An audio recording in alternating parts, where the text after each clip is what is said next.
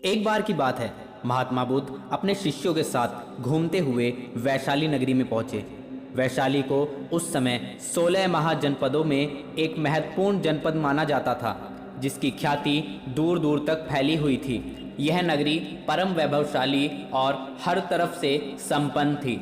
महात्मा बुद्ध के आने की बात पूरे नगर में फैलते देर नहीं लगी, जिसे जब पता चला तभी उनसे मिलने पहुंच जाता और उनके उपदेश सुनकर खुद को भाग्यशाली समझता। बुद्ध का चरित्र ऐसा प्रभावशाली था, उनसे प्रभावित हुए बिना कोई रह नहीं सका। उस नगर की गणिका और राजनर्तकी आम्रपाली भी बुद्ध से मिलने की इच्छुक थी। वह खुद महात्मा बुद्ध के पास चलकर आई और उन्हें अपने घर भोजन के लिए आमंत्रित किया। उसने इतने सरल और प्रेम भाव से बुद्ध से विनती की कि बुद्ध मना नहीं कर सके।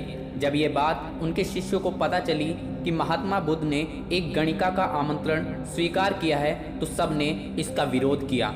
महात्मा बुद्ध ने बड़ी सरलता से अपने शिष्यों से कहा, मैंने तो उसकी प्रेम भावना देखी। उसने जिस भावना से मुझे बुलाया वह बिल्कुल पवित्र और निश्चल था। वह आज मुझसे मिलने एक गणिका बनकर नहीं, बल्कि एक भक्ति भाव से आई थी। फिर भला मैं कैसे उसका आमंत्रण स्वीकार ना करता, वह चाहे एक वैश्या हो या कोई सन्यासी। यथा समय बुद्ध आम्रपाली के घर भोजन के लिए गए। वह पहले से ही भोजन की सारी व्यवस्था करके भगवान बुद्ध के आने की राह देख रही थी। मन में यह विचार भी था कि बुद्ध कहीं अपनी बातों से मुकर न जाएं। इतने बड़े सन्यासी भला क्यों एक वैश्या के बुलाने पर उसके घर आकर भोजन करेंगे। परंतु जैसे ही आम्रपाली ने बुद्ध को अपने घर आते देखा, उसकी प्रसन्नता का ठिकाना न रहा। वह दौड़कर दरवाजे पर गई और उनका स्वागत किया। खुद अपने हाथों से भोजन परोसा और उनकी आवभगत की।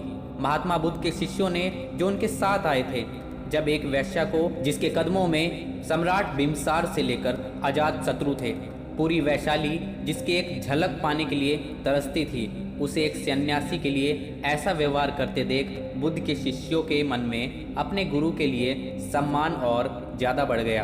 आम्रपाली ने महात्मा बुद्ध के व्यक्तित्व के बारे में जैसा सुना था, उनसे मिलने के बाद वह उनसे ज़्यादा प्रभावित हुई और उसी समय बुद्ध की शरण में चली गई। अपनी सारी संपत्ति वह बौद्ध मठ के नाम करके आजीवन भिक्षुणी बन गई।